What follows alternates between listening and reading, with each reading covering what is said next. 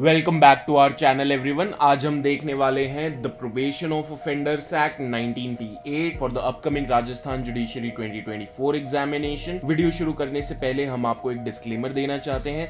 अगर आपको probation of offenders act बिल्कुल भी नहीं आता है then stop this video right here, क्योंकि हम लोग आपको स्क्रैच से प्रोबेशन ऑफ ऑफेंडर्स एक्ट नहीं बताने वाले हैं। This video is from point of view of exam that is RJS 2024। इस पूरी वीडियो और इस PDF का सिर्फ एक ही फोकस रहने वाला है कि कैसे आप लोग अपने एग्जाम में प्रोबेशन ऑफ ऑफेंडर्स एक्ट के मैक्सिमम क्वेश्चंस को सही से अटेम्प्ट कर पाएं। तो इसलिए अगर आपको प्रोबेशन ऑफ ऑफेंडर्स एक्ट बिल्कुल भी नहीं आता है और आप इस वीडियो को अच्छे से देख लेते हैं तो आप आराम से सारे questions probation of offenders act के सही से कर पाएंगे। और याद रहे, अगर आपको प्रोबेशन ऑफ ऑफेंडर्स एक्ट बिल्कुल भी नहीं आता है और आप तब भी इस वीडियो को देख लेते हैं तो भी आपको बहुत कुछ समझ में आ जाए। लास्टली, ये वीडियो देखने के बाद अगर आपको ये PDF अच्छी लगती है तो आप इसे बहुत ही नॉमिनल प्राइसेस पे परचेज कर सकते हैं हमारी वेबसाइट से। लिंक डिस्क्रिप्शन बॉक्स में गिवन है और कमेंट सेक्शन में भी पिन किया गया है। So without wasting any time let us begin. सबसे पहले थोड़ी इंट्रोडक्टरी चीजें देख लेते हैं। इस एक्ट के अंदर 19 सेक्शंस हैं। This act is applicable throughout the whole of India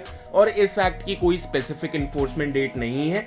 इस एक्ट की इन्फोर्समेंट डेट स्टेट गवर्नमेंट बताती है by notification in the official gazette and date can be different for different parts of the state के हर part के लिए date different हो सकती है। Now we will begin with the short note. सबसे पहले आता है सेक्शन 2 यानी कि डेफिनेशन क्लॉज। इसके अंदर 2A के अंदर डिफाइन किया गया है कोड को।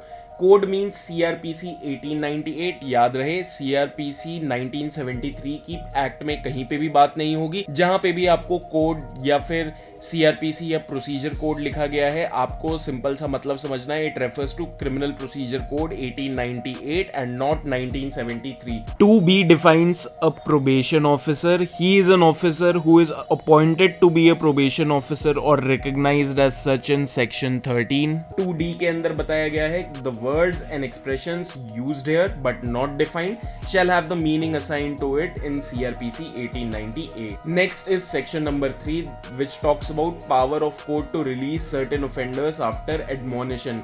याद रखना है, सेक्शन 3 के अंदर एडमोनिशन की बात की गई है। अब कैसे करेगी कोर्ट ये? If a person is found guilty of section 379, 380, 404 और 420 of the IPC or anything which is punishable by up to 2 years or fine or both under IPC or any other law, और उसके खिलाफ कोई भी previous conviction नहीं है, then the court which finds person guilty is of the opinion having regard to the circumstances, nature of the offense and character of the offender notwithstanding any other law। किसी और law में क्या लिखा है उससे कोई फर्क नहीं पड़ता। Instead of sentencing or releasing on probation of good conduct in section 4, release him after admonition।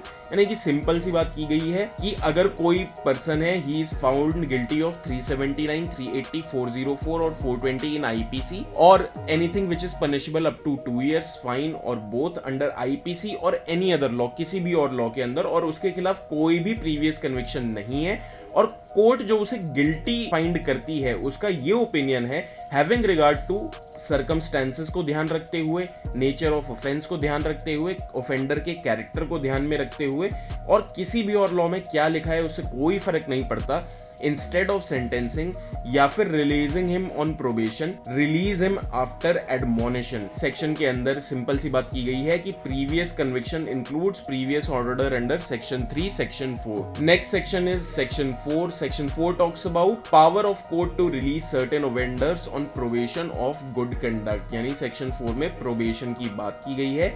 If any person is guilty of offence which is not punishable with death और लाइफ इम्प्रिजनमेंट, डेथ और life imprisonment को छोड़ के किसी भी offence में जिसके अंदर वो गिल्टी है, then the court which finds is guilty is of the opinion having regard to circumstances, character of offender and nature of offense, it is expedient to release him on probation notwithstanding any other law, instead of sentencing direct that he be released on probation। अब probation पे छोड़ने से पहले क्या condition होगी? On entering a bond with or without surety not exceeding 3 years and to appear and receive sentence when called during that period and to keep peace and good behavior, and court shall not release unless satisfied that the offender or surety has a fixed place of abode or regular occupation or where offender is likely to live during the bond period is within the jurisdiction of court.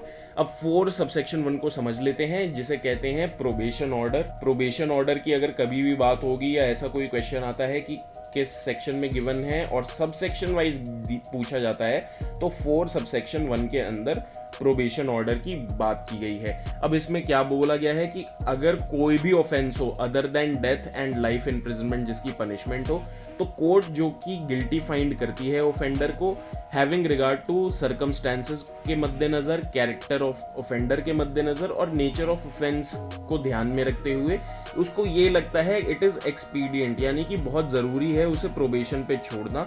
किसी और law में क्या लिखा है उसे कोई फर्क नहीं पड़ता। इन सेंटेंस इंस्टेड ऑफ सेंटेंसिंग के बजाय उनको डायरेक्ट कर सकती है कि such person be released on probation. Probation पे छोड़ने की क्या कंडीशन है, तो 3 कंडीशंस हैं प्रोबेशन को पे छोड़ने की। सबसे पहले उस ऑफेंडर को एक बॉन्ड साइन करनी होगी विद और without sureties not exceeding 3 years, और उसको ये भी अग्री करना होगा that he will appear and receive sentence when called during that period and that he will keep peace and good behaviour. ये तीनों चीजें अगर वो करते हैं offenders, then court will release them on probation. अब प्रोवाइजो में क्या लिखा है 4(1) के? प्रोवाइजो में सिंपल सी बात की गई है, these 3 points are with respect to proviso. Proviso में सिंपल सी बात लिखी गई है कि court will not release, shall not release unless satisfied, जब तक वो सेटिस्फाइड ना हो कि ऑफेंडर और श्योरिटी के पास एक फिक्स प्लेस ऑफ अबोर्ड है, यानी कि घर है या फिर किसी जगह को वो रेगुलरली ऑक्यूपाई करते हैं या फिर वो एक ऐसी जगह है where they are likely to live during the bond period, और ये तीनों जगहें कोर्ट की ज्यूरिसडिक्शन के अंदर हैं। तो कोर्ट इन लोगों को जब तक ये सारी चीजें, ये 3 कंडीशन सेटिस्फाई नहीं हो जाती, तब तक प्रोबेशन पे नहीं छोड़ेगी। क्या क्या कंडीशंस हैं कि ऑफेंडर और श्योरिटी के पास एक फिक्स्ड घर है या फिर कोई घर है जो कि वो रेगुलरली ऑक्यूपाई करते हैं या फिर कोई ऐसी जगह है where they are likely to live during the bond period, और ये तीनों जगहें कोर्ट की ज्यूरिसडिक्शन के अंदर होनी चाहिए। 4 सबसेक्शन 2 बात करता है कि बिफोर 4(1) के अंदर जो प्रोबेशन ऑर्डर है, प्रोबेशन ऑर्डर देने से पहले court must consider the report of the probation officer. 4(3) में बात की गई है कि जब भी 4(1) का ऑर्डर दिया जाएगा and court is of the opinion, court का ये ओपिनियन है कि interest of offender and in the interest of offender and public, in addition it can pass a supervision order. 4(3) के अंदर आपको याद रखना है, ध्यान से रखना है हमेशा कि 4(3) के अंदर सुपरविजन ऑर्डर की बात की गई है। सुपरविजन ऑर्डर का अगर क्वेश्चन आता है कहां पे है सुपरविजन ऑर्डर, तो 4 सबसेक्शन 3 के अंदर सुपरविजन ऑर्डर है, अगर सबसेक्शन वाइज क्वेश्चन आता है तो। और सुपरविजन ऑर्डर में क्या डायरेक्ट करेगी court, that the offender remains in supervision of the probation officer for a minimum of 1 year। 1 साल तक मिनिमम ऑफेंडर को सुपरविजन में रहना होगा प्रोबेशन ऑफिसर की, एंड जो भी conditions which are deemed necessary by court may be imposed in the supervision order. जो भी कंडीशंस कोर्ट को लगता है कि ये नेसेसरी हैं, वो सारी की सारी सुपरविजन ऑर्डर में कोर्ट इम्पोज कर सकती है। अब सुपरविजन ऑर्डर देते वक्त कोर्ट को क्या क्या चीजें ध्यान में रखनी है, 4(4) इस बारे में बात करता है that the court while making a supervision order in 4(3) shell require offender before release to enter into a bond with or without sureties, number 1. Secondly, observe conditions specified in the order, this is the second condition. And number 3, that any additional conditions with respect to resident abstention from intoxicants or other matter to prevent repetition of same offense or any other offense, इन सब चीजों को ध्यान में अगर वो रख सकते हैं तो ही उनके ऊपर सुपरविजन ऑर्डर दिया जाएगा। और सुपरविजन ऑर्डर के अंदर ये तीनों चीजें ऑफेंडर को सेटिस्फाई करनी पड़ेंगी। बॉन्ड विद और विदाउट श्योरिटीज उसको साइन करनी पड़ेंगी, उसको ये भी रजामंदी देनी पड़ेगी कि वो जो भी कंडीशंस इंपोज की गई हैं उनको कंप्लायंस करेगा। और कोर्ट इसके अंदर एडिशनल कंडीशंस भी लगा सकती है, रेसिडेंस से रिलेटेड, एब्सटेंशन ऑफ इंटॉक्सिकेंट से रिलेटेड, या फिर कोई भी अदर चीज जो कि प्रिवेंट कर सकती है उस रेपिटेशन ऑफ सेम ऑफेंस का। सेक्शन 4 सबसेक्शन 5 में बात की गई है कि court making supervision order in 4(3) shall explain offender terms and conditions of the order and furnish a copy of the supervision orders to offender को प्रोबेशन ऑफिसर को और श्योरिटी को। सिंपल सी बात है कि जब भी कोर्ट 4-3 का सुपरविजन ऑर्डर देगी तो उसको ऑफेंडर को टर्म्स और कंडीशंस जो उस ऑर्डर की हैं उनको एक्सप्लेन करना पड़ेगा। सुपरविजन ऑर्डर्स की कॉपी देनी होंगी ऑफेंडर को, प्रोबेशन ऑफिसर को और श्योरिटी को। Next section is section 5। इसमें बात की गई है power of court to require released offenders to pay compensation and cost. 5 subsection 1 बात करता है कि court while directing release under section 3 and 4 can further order to pay compensation for loss or injury and costs of proceeding। Simple सा meaning है कि जब भी 3 और 4 का ऑर्डर कोर्ट करेगी तो कोर्ट उसके साथ साथ कॉम्पनसेशन भी ऑर्डर कर सकती है। कॉम्पनसेशन किस चीज के लिए होगा? लॉस और इंजरी जो कॉज की है ऑफेंडर ने, और ये भी ऑर्डर कर सकती है कि he will pay costs of proceeding to the other party. 5(2) में बात की गई है कि amount order to be paid will be recovered as fine according to 386, 387 of CRPC 1890। 5(3) में बोला गया है कि सिविल कोर्ट ट्राइंग सूट शैल कंसिडर अमाउंट पेड और रिकवर्ड एज कॉम्पनसेशन। अगर मान लीजिए कोई सिविल कोर्ट में सेम सूट कर रखा है कॉम्पनसेशन का, और section 5 of the probation of offenders act के अंदर भी एक ऑर्डर दिया गया है, तो सिविल कोर्ट जो भी अमाउंट का ऑर्डर या फिर रिकवरी ऑफ कॉम्पनसेशन का ऑर्डर देगी उसको सेक्शन 5 का ध्यान रखना होगा। सेक्शन 6 बात करता है restrictions on imprisonment of offenders under 21 years. इसके अंदर सिंपल सी बात की गई है कि person under 21 years is guilty of offence punishable with any imprisonment. कोई भी इम्प्रिजनमेंट हो सकती है but not life imprisonment. Court shall not sentence unless having regard to circumstances, nature of offence and character of the offender, it would not be desirable to deal with him under section 3(4). If court passes sentence of imprisonment, it shall record reasons। 6(2) में बोला गया है कि to satisfy itself whether it would not be desirable to deal under section 3 and section 4, court shall call for report from probation officer and consider the report and any other information related to the physical and mental condition of the offender. अब इसको simple language में समझ लेते हैं कि अगर कोई भी पर्सन है जो कि 21 साल से कम का है and he is guilty of any offence, और वो किसी ऑफेंस के लिए गिल्टी करार, दोषी करार दिया जाता है, और वो किसी भी इम्प्रिजनमेंट से पनिशमेंट हो सकता है वो offence, but not life imprisonment. Life imprisonment छोड़ के कुछ भी हो सकता है।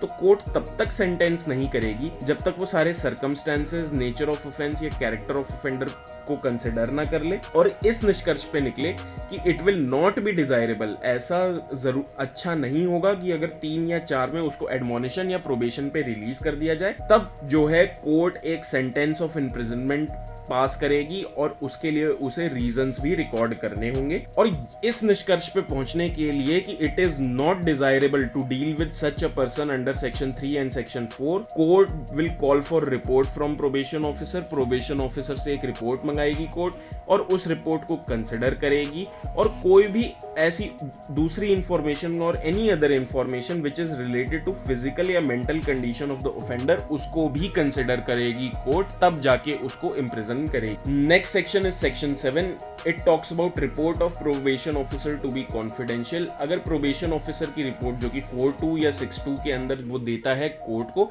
It will be confidential and court सिर्फ उसका सब्सटेंस कम्युनिकेट कर सकती है ऑफेंडर को, और उसको उसे opportunity to produce relevant evidence भी देना होगा। 4(2) और 6(2) के अंदर जो भी रिपोर्ट होगी प्रोबेशन ऑफिसर की वो कॉन्फिडेंशियल होगी। कोर्ट सिर्फ ऑफेंडर को उसका सब्सटेंस कम्युनिकेट कर सकती है और उसको एक अपॉर्चुनिटी भी देनी होगी ऑफेंडर को to produce relevant evidences. Section 8 बात करता है variation of conditions of probation. 8(1) में लिखा गया है कि on application of the probation officer, court passing section 4 order in the interest of public and offender, and it considers that it is expedient or necessary to vary conditions of the bond. It may, during period in which the bond is affected, vary bond by extending or diminishing the duration of it, and duration shall not exceed 3 years from the date of original order by altering or inserting additional conditions, and no variation without giving offender or surety opportunity of hearing। ये proviso में बताया गया है। इसको simple language में देख लेते हैं कि अगर वेरिएशन की बात जब भी होगी कंडीशंस ऑफ प्रोबेशन की, तो इसके लिए सबसे पहले एप्लीकेशन कौन देगा? प्रोबेशन ऑफिसर देगा इसकी एप्लीकेशन, और जो भी कोर्ट जो कि सेक्शन 4 का ऑर्डर पास करेगी इन the interest of both the public and offender, उसको दोनों के इंटरेस्ट को कंसिडर करते हुए और इस निष्कर्ष पे पहुंचती है कि बहुत ही ज़्यादा ज़रूरी है बॉन्ड की कंडीशंस को वेरी करना। तो ड्यूरिंग द पीरियड जब भी वो बॉन्ड, जितने भी की बॉन्ड उसने भरी थी ऑफेंडर ने, during which it is effective, vary the bond by extending और डिमिनिशिंग द ड्यूरेशन। एक्सटेंड या डिमिनिश कर सकती है बॉन्ड की ड्यूरेशन को, और अगर वो एक्सटेंड भी करती है बॉन्ड की ड्यूरेशन तो भी वो 3 साल से ज्यादा एक्सटेंड नहीं कर सकती बॉन्ड की ड्यूरेशन को the date from the date of original order by altering और inserting additional condition. No variation without, और को जो भी वेरिएशन कोट करेगी it can not be without giving offender और surety an opportunity of hearing. उनको इस बारे में सुना जाएगा, they will be allowed to present a defence. यही प्रोवाइजो है 8(1) का। 8(2) बात करता है that if any surety refuses to variation in 8(1), court may require the offender to enter a fresh bond, and if the offender refuses or fails to do so, court may sentence him for the offense। 8(2) को थोड़ा easy language में समझ लेते हैं। अब मान लीजिए court ने varying the provisions of conditions of probation का ऑर्डर दिया, और उन्होंने कहा कि कोर्ट ने कहा कि प्रोबेशन की जो कंडीशंस हैं दे विल बी वेरीड अंडर 8(1), और श्योरिटी ने रिफ्यूज कर दिया कि यार ऐसी variation is not correct, then the court will require the offender to enter into a fresh bond, and if the offender refuses, और ऑफेंडर ने रिफ्यूज कर दिया या फिर उसने ऐसा किया नहीं, then court will sentence him for the offence. 8(3) के अंदर बात की गई है कि that notwithstanding anything herein before contained, court passing order in section 4 if satisfied on application of the probation officer that the conduct of offender is such to make it unnecessary that he should be kept any longer under supervision, discharge the bond or bonds entered into by him। 8(3) के अंदर बात की गई है discharge of bond या bonds के बारे में। सिंपल सा मतलब है इसका कि कोई भी चीज 8(2) 8(1) में जो भी बातें अभी तक हमने देखी हैं उससे कोई फर्क नहीं पड़ता। जिस कोर्ट ने सेक्शन 4 का प्रोबेशन ऑर्डर पास किया है और एप्लीकेशन आती है उसके बाद आप उसके पास प्रोबेशन ऑफिसर की, और कोर्ट सेटिस्फाइड है दैट कंडक्ट ऑफ ऑफेंडर की ऑफेंडर का कंडक्ट ऐसा है which makes it unnecessary that he should be kept any longer under supervision, यानी उसको सुपरविजन में रखने की अब कोई जरूरत नहीं है, then the court can order discharge of bond और bonds entered into by him. Next section is section 9। Section 9 talks about procedure in case of offender failing to observe conditions of the bond। तब क्या होगा when offender fails to observe the conditions of the bond। इसके अंदर सबसे पहला आता है section 9(1), court which passes the section 4 order or court which could have dealt with the offender has reason to believe on report of probation officer or otherwise that the offender failed to observe conditions of the bond, then the court will issue a warrant of arrest or issue summons to the offender and sureties requiring them to attend the proceedings before। Simple सी बात की गई है section 9(1) में कि जो भी court section 4 का ऑर्डर पास करती है या फिर कोई ऐसी भी कोर्ट हो सकती है which could have dealt with the offender and with this court which dealt with the offender has reason to believe on report of probation officer या फिर otherwise, या तो खुद से भी उसके बाद है, that the offender failed to observe conditions of the bond, it will issue warrant of arrest and issue summons to the offender and sureties requiring them to attend the proceedings before it। 9(2) में बात की गई है court before which offender is brought or appears may remand him to custody until case is concluded or grant bail with or without surety। Court जिसके पास भी offender को बुलाया जाता है या offender appear होता है वो उसको कस्टडी में डाल सकता है until the case is concluded, और उसको बेल भी दे सकता है with or without surety। 9(3) में बताया गया है the court after hearing the case is satisfied that the offender failed to observe conditions of the bond, it may sentence him to the original offense where failure for the first time or impose a penalty of maximum 50 rupees। अगर court को case सुनने के बाद ऐसा लगता है that offender failed to observe the conditions of the bond and then it may sentence him to the original offence. और अगर फेलियर पहली बार था, उसकी पहली गलती थी, तो पेनल्टी मैक्सिमम 50 रुपए की कोर्ट लगा सकती है। If the penalty is not paid then jail will be for the original offence. अगर वो ये 50 रुपए नहीं देता है then he will be jailed for the original offence. Section 10 बात करता है प्रोविजंस एज टू श्योरिटीज। कौन कौन सी प्रोविजंस अप्लाई करेंगी अगर श्योरिटी की बात की जाए तो section 122, 126 capital A, 406 capital A, 514 capital A, 514 capital B, section 515 CrPC 1898 का अप्लाई करेगा with respect to bonds and sureties.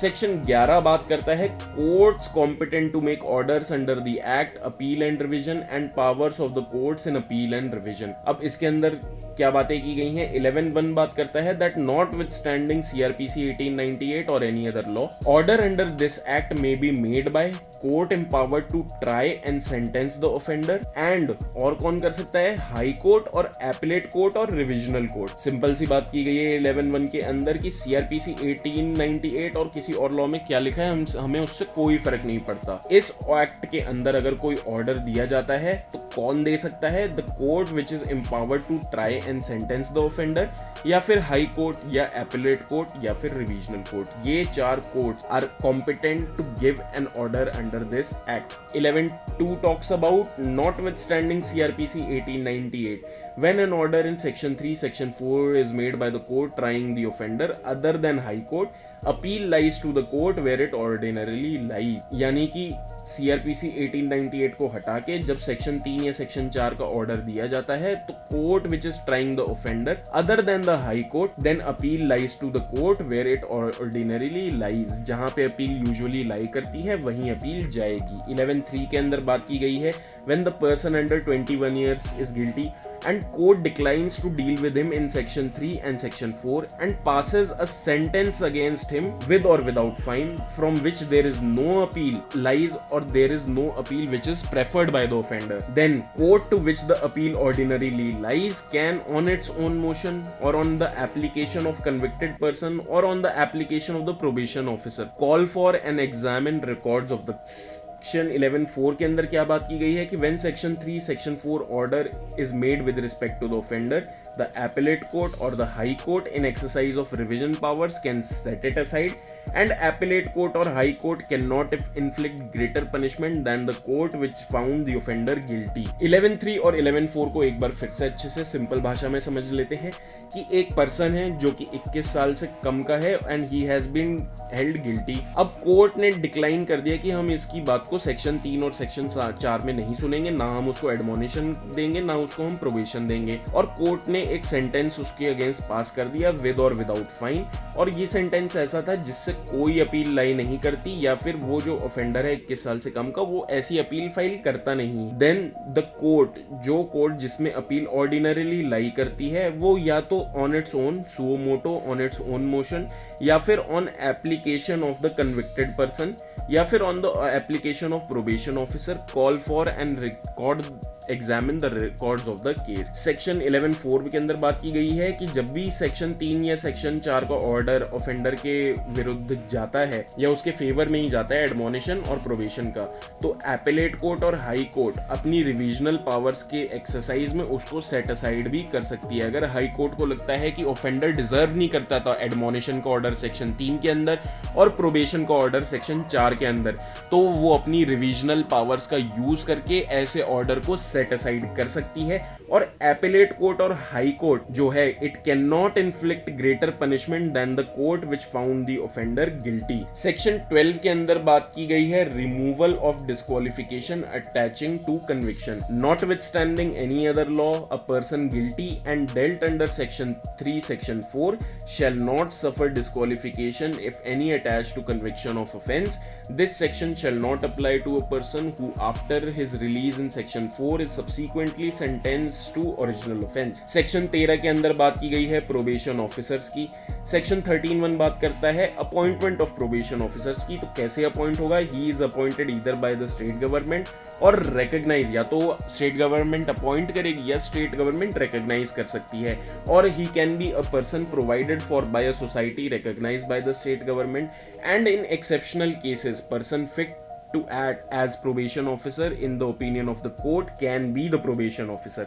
13(2) के अंदर बताया गया है that the court passing section 4 order or the district magistrate can appoint probation officer in place of person named in the supervision order. Explanation में बताया गया है कि presidency towns के अंदर chief presidency magistrate is deemed to be a D. 13(3) में बताया गया है that the probation officer in किसके कंट्रोल में होता है, डिस्ट्रिक्ट मैजिस्ट्रेट के कंट्रोल में होता है, in which the offender at the time reside. Section 14 में बताई गई हैं हमें duties of the probation officer.